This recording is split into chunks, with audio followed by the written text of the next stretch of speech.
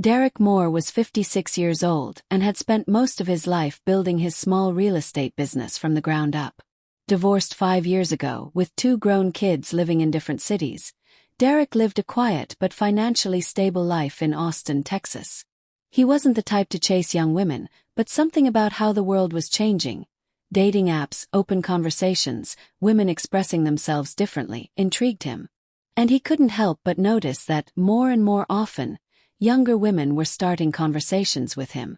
It all began when he joined a community business event held at a trendy downtown cafe that also doubled as a co-working space.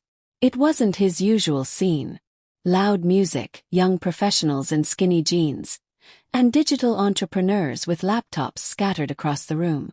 But his friend Alan convinced him to attend, saying it was good networking for real estate. That's when Derek met Emily Carter, a marketing consultant, 33, with bright green eyes and a sharp mind. She wasn't flirtatious in the traditional sense. She didn't toss her hair or laugh too loudly at his jokes. Instead, she asked thoughtful questions about his business, leaned in just a little when he spoke, and made eye contact that lingered a second longer than necessary. Over the next few weeks, their paths crossed multiple times. She invited him to a panel she was speaking at, and later they grabbed a casual drink afterward. They texted about work, then about travel, then about music. Derek, careful not to misread anything, kept it friendly but attentive. One Friday night, after a dinner at a quiet rooftop lounge, they were seated across from each other as the city lights sparkled below. Emily swirled the wine in her glass, looked at him and asked, "Do you ever wonder what it would be like to break your own rules?" That one sentence stopped Derek cold. He wasn't a man of many rules, but he'd always told himself that dating someone that much younger, especially someone from his professional circle, was off limits. But the way she said it, with curiosity not seduction, made something click. That was the moment. It wasn't about a kiss or a touch. It was about her expressing something that wasn't just playful banter. It was emotional permission. Subtle signal. Older men often expect fireworks. A hand on the knee, a daring look, a touch of flirtation.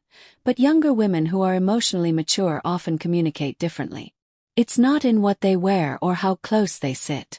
It's in what they say when they feel comfortable, curious, and maybe a little bold. Derek didn't rush anything that night. He smiled, sipped his drink and replied, "That depends on the rules and who I'm breaking them for." Emily smiled back, a look of calm recognition in her eyes, like she knew he understood. The conversation shifted toward relationships, boundaries, and how people evolve. It wasn't explicit, but it was real.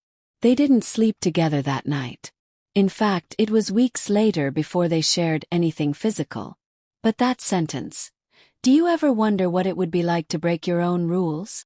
was the moment Derek knew she was thinking about it. And from there, their story unfolded. They took a short weekend trip to Santa Fe a month later.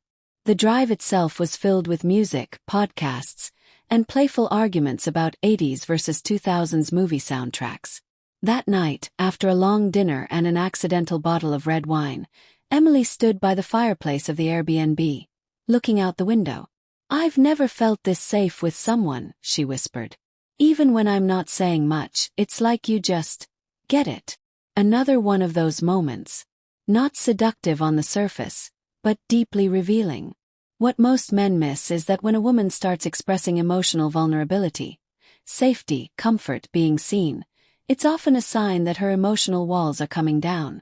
And for many women, especially those dating older men, emotional trust often precedes physical openness. That weekend changed everything.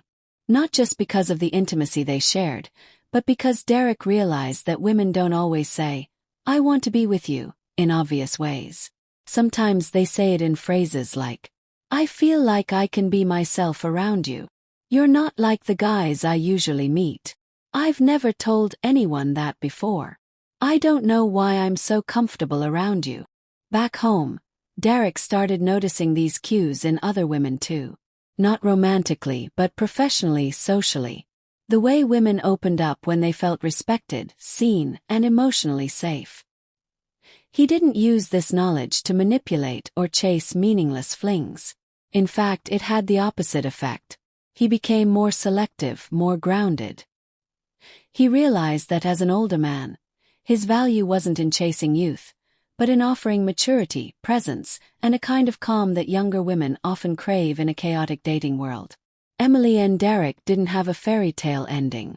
After a year, she got a job offer in San Diego, and while they tried to make long-distance work, their lives moved in different directions. But they parted with love, respect, and a better understanding of themselves. For Derek, the experience left him with one core truth. If a woman is thinking about sleeping with you, she will often say it without actually saying it. It won't be vulgar or overt. It'll come in the form of emotional connection, trust, or a question that hints at curiosity. And the smartest thing a man can do, especially an older man, is to listen. Not just with his ears but with his instincts. Look for those phrases that show she's letting you in emotionally. Because when she starts letting you in emotionally, what happens next becomes natural, mutual, and meaningful. Years later, Derek found himself on another rooftop, this time in Nashville. He was mentoring a younger entrepreneur, a woman in her late 30s named Nicole. They talked about business, past relationships, and the weird way life circles back. As they walked out toward the balcony, she turned to him and said, "I never thought I'd feel something again this late in life. But you make me reconsider things." Another signal. Another moment. And Derek smiled. Not because he was surprised, but because over time he had learned to hear what most men miss. The real signs come quietly. But they say everything.